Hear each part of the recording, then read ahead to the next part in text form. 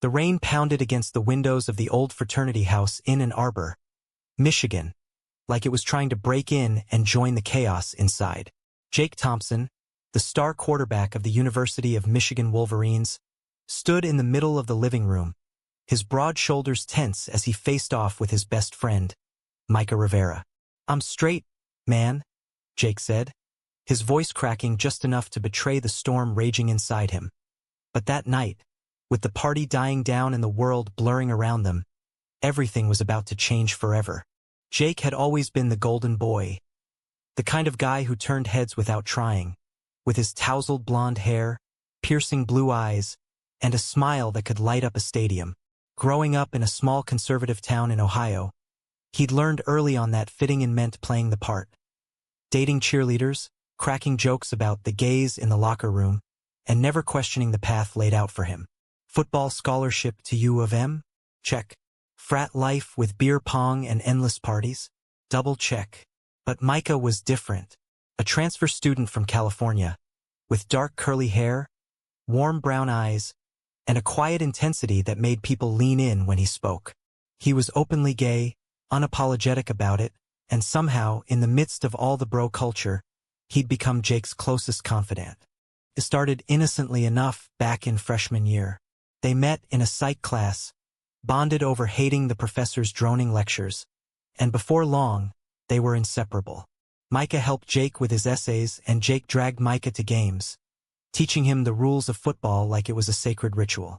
But lately, things had shifted. Jake found himself noticing the way Micah's laugh filled a room, or how his hand lingered a second too long during a high five. He'd brush it off, blame it on the stress of senior year, the pressure from his family to land an NFL scout's attention. His dad, a former high school coach, called every week, "Keep your head in the game, son. No distractions." Distractions like Micah? Jake shook the thought away every time. That fateful night, the frat was hosting its annual end-of-semester bash. A whirlwind of red solo cups, thumping bass, and hazy smoke. Jake had invited his girlfriend, Sarah, but she'd bailed last minute, citing a migraine. He didn't mind. Parties were his domain.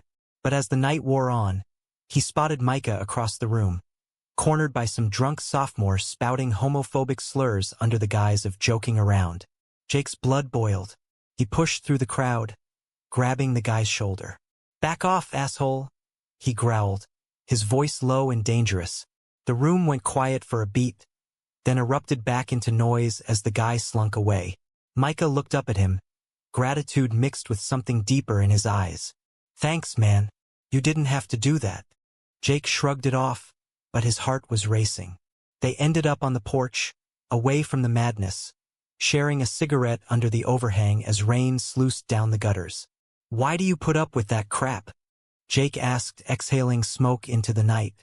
Micah leaned against the railing, his expression thoughtful. "Because hiding who I am would be worse. I came out in high school, lost some friends, but gained my freedom. You should try it sometime. Not the coming out part, but being real about what you feel." Jake laughed it off, but the words hit like a tackle. What did he feel? The beer buzzed in his veins, loosening the knots he'd tied around his emotions. As the party thinned out, they retreated to Jake's room upstairs, the one with the Wolverine posters and scattered cleats. Micah crashed on the futon, as he often did after late nights. But sleep wouldn't come. Jake lay in bed, staring at the ceiling, hyper-aware of Micah's breathing across the room. "Hey, you awake?" he whispered. "Yeah," Micah replied softly. "What's on your mind?" Jake hesitated, then sat up. "I don't know, man. Lately, everything feels like I'm playing a role that's not mine anymore." Micah propped himself on an elbow, the dim light from the window casting shadows on his face. "Roles can change, Jake. People change." The air thickened with unspoken words. Jake's pulse thundered in his ears as he crossed the room, sitting on the edge of the futon. Their eyes met, and for the first time, Jake didn't look away. "What if I'm not who I thought I was?" he murmured. Micah reached out, his hand gentle on Jake's arm. "Then figure it out. No rush." But in that moment, with the rain as their only witness, Jake leaned in, his lips brushing Micah's in a tentative kiss that shattered the facade he'd built for years. It wasn't fireworks or explosions, just a quiet truth unfolding, raw and undeniable. The next morning, sunlight filtered through the blinds, and Jake woke with a start. Micah was already up, making coffee in the kitchenette. Panic set in. What had he done? He bolted upright, heart hammering. Last night. That was a mistake, right? I was drunk. Micah turned, his face a mask of calm hurt. Was it? Because it didn't feel like a mistake to me. Jake ran a hand through his hair, pacing. I'm straight, Micah. I've always been straight. This can't happen. But even as he said it, doubt crept in, mingling with the fear of what his teammates, his family, the world would think. Society's expectations loomed like a defensive line, ready to crush any deviation. Micah didn't push. He just nodded, handed Jake a mug of coffee and said, "Okay, if that's how you feel." But the silence that followed was deafening, stretching through breakfast and into the day. Jake threw himself into practice, pounding the field with a ferocity that impressed his coach but left him exhausted. Every hit, every sprint was an attempt to outrun the memory of that kiss, the softness, the rightness of it. By evening, he was back at the frat, avoiding Micah's room like it was quarantined. Sarah called that night, her voice bubbly over the phone. "Missed you at the party. Want to grab dinner tomorrow?" Jake agreed, hoping normalcy would reset everything. They met at a cozy Italian place downtown, the kind with checkered tablecloths and candlelight.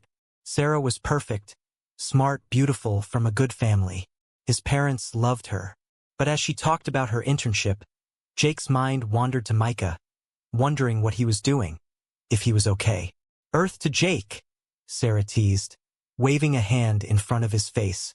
"What's up with you?" He forced a smile. "Just tired from practice." The lie tasted bitter. Over the next weeks, the tension built like a storm cloud. Jake doubled down on his straight persona, flirting with girls at parties, making crude jokes in the locker room to reaffirm his place. But each time it felt hollow. Micah, meanwhile, kept his distance, polite but distant, which only made Jake ache more. One night, after a big win against Ohio State, the team hit the bars. Jake got hammered, ending up in a booth with a sorority girl named Mia. She leaned in close, her perfume cloying. "You're cute when you're drunk," she whispered. Jake kissed her, desperate to prove something to himself, but it felt wrong, mechanical, empty. He pulled away, mumbling excuses, and stumbled out into the night. He found himself at Micah's door, knocking before he could think better of it. Micah opened it, surprise flickering across his face. "Jake? It's 2 a.m. Jake pushed inside, words tumbling out. "I can't stop thinking about you, about that night. But this isn't me. My family. They'd disown me. The team would freak." Micah closed the door, his expression softening. "Society sucks sometimes, Jake. But living a lie? That's worse. Look at the conflicts, religious families, conservative towns, even progressive places like Ann Arbor have their bigots. But you have a choice." They talked for hours, unpacking Jake's fears. His dad, a devout Christian, had once said gays were lost souls. His mom volunteered at church events railing against same-sex marriage. Coming out would mean losing everything. Family holidays, his inheritance, maybe even his spot on the team if scouts got wind of it. Micah shared his own story, coming out to immigrant parents who struggled but eventually accepted him. It wasn't easy, but it was worth it. Authenticity over approval. Jake listened, tears stinging his eyes. By dawn, they were holding hands, a tentative bridge over the chasm of uncertainty. But the world wouldn't let them be. Rumors started swirling after someone saw Jake leave Micah's room that morning. Whispers in the halls. "Thompson's hanging with that gay dude a lot." Practice, his teammate Brad cornered him. "Dude, you turning queer or what? Coach won't like that." Jake denied it vehemently, but the seed of doubt was planted. He started pulling away again, canceling plans with Micah, burying himself in workouts. Micah confronted him one afternoon in the campus quad. "This push-pull is killing me, Jake. Either you're in or you're out." Jake's voice broke. I want to be in, but I'm scared. The conflict escalated when Jake's parents visited for Parents' Weekend. They took him and Sarah to dinner, gushing about future grandkids. Jake felt like he was suffocating. That night, he confided in Micah over text. I can't do this anymore. Micah replied, then don't. Choose you. Inspired, Jake broke up with Sarah the next day, citing needing space. She was hurt but understanding. Free from that facade, he sought out Micah, finding him at a LGBTQ plus support group on campus. Walking in felt like stepping into a minefield, but Micah's smile made it worth it. Yet society struck back. An anonymous post on the university's Reddit thread accused Jake of experimenting, complete with blurry photos from that night at the bar. Comments poured in, supportive ones mixed with vile hate. Football players can't be gay. Ruins the team dynamic. He's just confused. Jake's phone blew up with texts from teammates, some joking, others accusatory. He holed up in his room, the weight of judgment crushing him. Micah showed up with takeout, sitting beside him in silence until Jake spoke. Is it always this hard? Micah nodded. At first, but it gets better. The scandal simmered, turning Jake's life into a pressure cooker. Coach pulled him aside after practice. Heard some rumors, son. Anything I need to know? Jake's throat tightened. No, sir. Just gossip. Coach eyed him skeptically.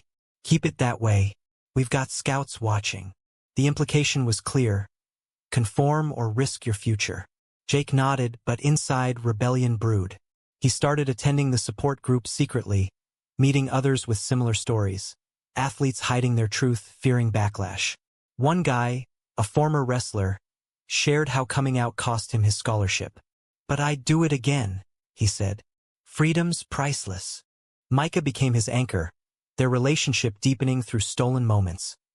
Late-night walks by the Huron River, shared playlists, quiet confessions. I love how you see the world, Jake whispered one evening. Their fingers intertwined. Micah smiled. And I love how you're starting to see yourself. But love didn't erase the conflicts. Jake's family Thanksgiving loomed. A trip back to Ohio where pretense was mandatory. What do I tell them? He asked Micah. Nothing yet. When you're ready. The trip was a nightmare. His dad grilled him about Sarah. You two on the rocks? She's a keeper. Jake mumbled about focusing on football. At dinner, his uncle ranted about the gay agenda ruining America, quoting Bible verses. Jake bit his tongue, but the words burned. Back at school, he vented to Micah. How can I love people who hate who I am? Micah held him. Love doesn't mean agreement, but you deserve acceptance. High drama hit when Brad, the teammate, confronted Jake in the locker room after a loss. You're distracted, man. Is it that Rivera kid? People are talking. Jake snapped. So what if it is? Mind your business. Brad shoved him. You're gonna tank the team. A scuffle broke out, fists flying until others pulled them apart. Coach benched Jake for the next game, citing team discord. Humiliated, Jake questioned everything. Was love worth the cost? Micah urged him to fight back. File a complaint. Discrimination's illegal. With Micah's support, Jake met with the athletic director, explaining the homophobia. The director promised an investigation, but skepticism lingered. Meanwhile, the Reddit thread exploded, doxing Jake with personal details. Hate mail arrived. Fags don't belong in sports. Supportive messages too. You're brave. Hang in there. The duality tore at him, pride in his identity clashing with societal rejection. In a bold move, Jake decided to come out publicly. He wrote an op-ed for the student newspaper. I'm gay, and I'm still a Wolverine. It detailed his journey, the kiss that changed everything, the love he found in Micah. Society tells us to hide, but I'm done. The piece went viral, picked up by local news. Reactions poured in. Applause from the LGBTQ plus community, backlash from conservatives. His parents called furious. This is a phase. Think of your future. Jake stood firm. This is my future. The fallout was swift. Sponsors pulled from the team, citing controversy. Teammates divided. Some rallied around him, others iced him out. At the next game, from the bench, Jake heard slurs from the stands. But Micah was there, in the crowd, holding a sign. "Proud of you," fueled him. Post-game, a scout approached. "Tough stuff, kid, but talent's talent. Call me." Hope flickered. Yet, personal tolls mounted. Micah faced harassment too. Notes on his door, online trolls. "Is it my fault?" Jake asked, guilt-ridden. Micah shook his head. "No, it's theirs. We're in this together." Their bond strengthened amid the chaos, but doubts crept in. What if the pressure broke them? A heated argument erupted one night. Jake accused Micah of pushing him too fast. Micah countered that Jake was still half hiding. "I need time," Jake yelled. Micah sighed. "And I need all of you." They reconciled with apologies, but the fracture lingered. As winter break approached, Jake faced a crossroads. Go home and confront his family, or stay with Micah and build a new path. He chose confrontation, driving to Ohio with a heavy heart. The dinner table showdown was epic. Tears, shouts, Bible quotes versus pleas for understanding. His mom cried, "We love you." But this, his dad stormed out. Jake left feeling broken but resolute. Back in Ann Arbor, Micah waited with open arms. How'd it go? Bad, but necessary. The new year brought tentative healing. Jake's op-ed inspired a campus rally against discrimination in sports, drawing hundreds. He spoke, voice steady, "Love isn't a distraction, it's strength." Micah stood beside him, their hands linked publicly for the first time. Cheers erupted, but so did protests from a small group waving signs. "Keep sports straight." Media frenzy followed. Interviews, podcasts, even a spot on a national sports show. Jake became an accidental activist, his story sparking debates on masculinity, sexuality, and athletics. But fame had a dark side. Stalkers emerged, anonymous threats online, a brick through the frat window. Security advised caution. Micah worried constantly. "Maybe we tone it down?" Jake refused. Hiding got us nowhere. Their relationship evolved under scrutiny, forcing deeper conversations. "What if we break up? The world knows now." Micah replied, "Then we handle it, but I don't plan on letting go." Family reconciliation inched forward. His mom texted sporadically, "Thinking of you." His dad remained silent. At a therapy session, suggested by the support group, Jake unpacked childhood pressures. "I was raised to be the perfect son. Now I'm the disappointment." The therapist nodded. "Redefine perfect on your terms." Micah attended couples counseling with him, addressing insecurities. "I fear you'll regret this," Micah admitted. Jake squeezed his hand. "Never." A major conflict arose when the university investigated Brad for the locker room fight. Brad retaliated by outing private texts, twisting them to paint Jake as aggressive. The team split further. Some boycotted practices in solidarity with Brad. Coach mediated. "We're a family. Sort it out." Jake confronted Brad privately. "Why hate me for who I love?" Brad shifted uncomfortably. "It's just different. Scares me." Vulnerability cracked the armor. They talked, not friends, but understanding dawned. Brad apologized publicly, easing tensions. Spring brought renewal. Jake started in the spring game, performing brilliantly. Scouts returned, impressed by his resilience. Off-field, he and Micah volunteered at a youth LGBTQ+ center, mentoring kids facing similar struggles. One teen, bullied for being gay, idolized Jake. "You make me believe I can be myself." Healed old wounds. But controversy lingered. A conservative alumni group petitioned to revoke Jake's scholarship, calling him a distraction. The university stood firm, citing anti-discrimination policies. Personal highs and lows intertwined. A romantic getaway to Lake Michigan. Camping under stars, sharing dreams, cemented their love. "Marry me someday?" Jake joked. Micah grinned. "Only if you propose properly." Laughter masked deeper fears. societal acceptance was patchy. At a pride parade in Detroit, they marched hand in hand, empowered yet vigilant amid counter-protesters. The climax built toward graduation. Jake's parents RSVP'd yes, a olive branch. But on the eve, his dad called, "We're coming," but no boyfriend at the ceremony. Jake's heart sank. Micah is part of me. Silence. Then, your choice. Torn, Jake debated with Micah. Go without me, Micah offered, hurt evident. No, we're a package deal. The ceremony was tense. His parents attended, stiff but present. Post-grad, a family meeting, raw emotions spilled. His mom hugged him. We want you happy. His dad grumbled but stayed. Progress, fragile but real. With degrees in hand, Jake in kinesiology, Micah in psychology, they faced the future. Jake signed with a minor league team, defying odds. Micah pursued grad school, but relocation loomed. Jake to Texas, Micah staying in Michigan. Long distance? The thought terrified. We'll make it work, Micah assured. Doubts nagged. Societal pressures, career demands, internal conflicts. Summer tested their resolve. Jake's training camp in Dallas was grueling, heat, drills, and subtle homophobia from veterans. Keep your personal life private, the coach advised. Jake complied outwardly but shared frustrations with Micah via video calls. Miss you already. Micah visited when he could, their reunions passionate yet shadowed by separation. What if distance breaks us? Jake voiced one night. Micah, it won't if we fight for it. Back home, Jake's story inspired a documentary pitch. He agreed, hoping to amplify voices.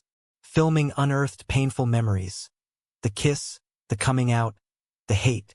Micah featured prominently, their love a central thread. Airing drew acclaim and backlash. Praise for bravery, criticism for pushing an agenda. Online debates raged. Gays in sports, yes or no? Jake engaged thoughtfully, fostering dialogue. Family bonds mended slowly. A holiday visit. His dad watched a game with him, awkward but engaged. Proud of your plays, son. No mention of Micah, but a start.